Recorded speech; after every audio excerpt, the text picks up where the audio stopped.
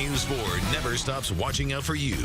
Carjacked, kidnapped, threatened, beaten, then released.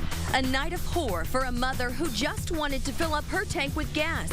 We're revealing the terrifying details of what this woman went through. What happened in this hotel room? Police are trying to determine if a mother should face charges in the death of her 9-month-old. We love Jovan. Who will take care of the baby left orphaned when her father shot her mother to death, then himself at Arrowhead Stadium? And we're tracking a new crime trend. The target, farmers. You're watching News 4 This Morning in high definition. Good Tuesday morning to all of you. Thank you for waking up with us. I'm Hepkins. And I'm Claire Kellett. We're starting off this hour with meteorologist Kent Ehrhardt because one of the big stories of the morning, the rain showers out there causing the slick roads. Yeah, the roads are wet, no doubt about it, and slick, and the rain continues to fall across the area. This is not a big deal other than the fact that it's going to impact all of you as you head out the door this morning. So the impact is wide-ranging for sure. Again, light rain falling all across the metro area, the metro east, and points west as well. But we can see the back edge of this precipitation continues to make progress from northwest to southeast across our area. Lincoln County, you're almost out of the rain now. Warren County, still raining in St. Charles, much of St. Charles County, Franklin County, Jefferson County, St. Louis, over into St. Clair and Madison and Monroe in the east side. There you see the back edge of the cloudiness way up in Iowa and into Kansas. But we'll see some improvement to that before this day is out as well, especially by around midday, I think.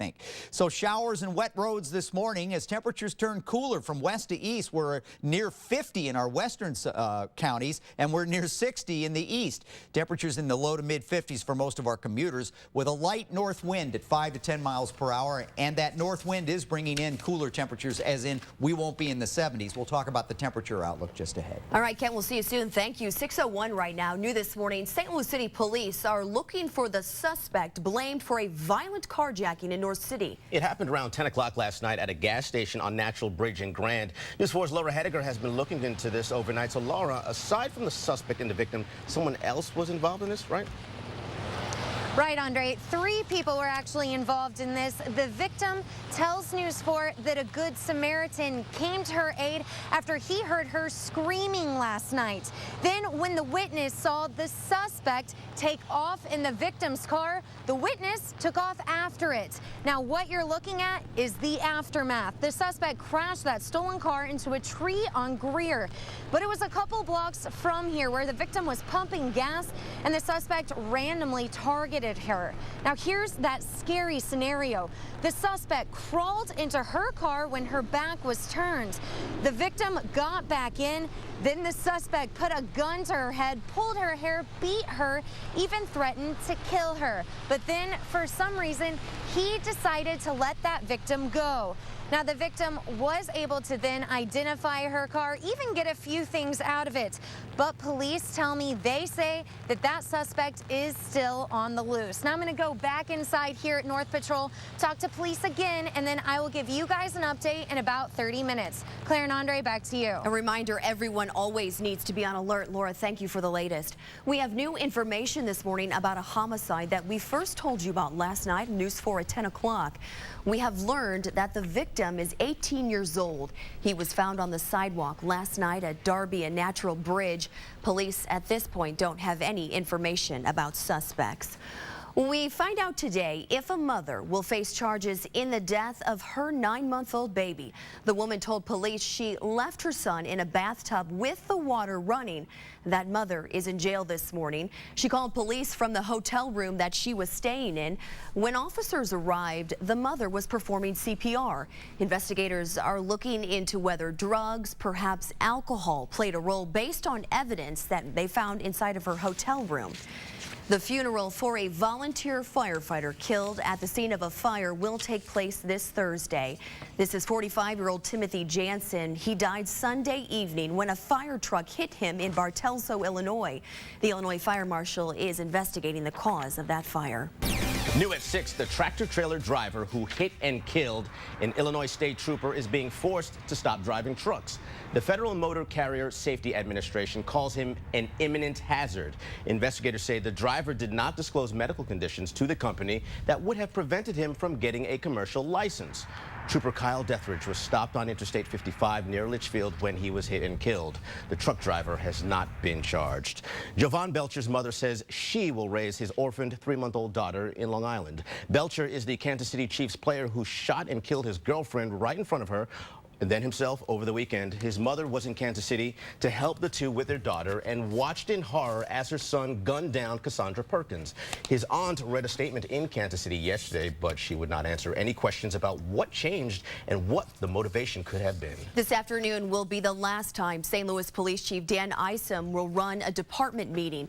Isum announced his retirement weeks ago. State dignitaries and members of the department will honor him at this afternoon's meeting. His last day will be January 1st. Still no word on how close the city is to hiring a new chief. The drought is causing another big problem for local farmers. We're talking about hay thieves. According to KMOX Radio, crooks are targeting those big bundles of hay that we see out in the fields, and that is because the price drastically going up. Apparently the problem is so bad, some farmers are putting GPS trackers inside those bales in case they are stolen. Great way to find them. Want to tell you about a strange story out of Fairview Heights. A 50-pound pot-bellied pig has been shot and killed by a police officer. According to the Belleville News-Democrat, the pig ran around in the southeastern part of the city for about the last month, apparently destroying things. The pig was shot near the Christ United Methodist Church on Frank Scott Parkway, and there is an investigation into the decision to shoot that pig. Time right now, 6:06. Now we're watching out for your roads through the eyes of Nick Zervos up in Sky Zoom 4 above the Poplar Street Bridge. Andre, that's right, and traffic is flowing okay. It's a little slow because of the rain, but you're going to have a good commute in this morning. And as far as the Martin Luther King, the East Bridge go, those are always a good way to come into the city. Back to you. All right, Nick Zervos up in Sky Zoom 4 for us. Nick, thank you. Right now we are looking at the Kia traffic map. As you can see, Interstate 70 there, Highway 40 right in the middle of your screen there. Look at the speed sensors. That's what we're really focusing in on. 60 degrees, 55, or rather 60 miles per hour, 55 miles per hour. Everything looks good. All green cars. It's a go out there, but we should warn you, we understand the roads are slick, so be careful. We have a lot coming up this morning. The U.S. Navy is shooting down claims from Iran. They've captured one of our drones. We are following those new developments from overnight for you.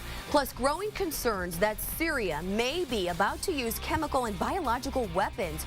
Could a move like that force the United States to take action? We're getting the latest live from Washington, D.C. this morning from David Cassidy in just 3 minutes. And what would make a bunch of adults rush a school like this?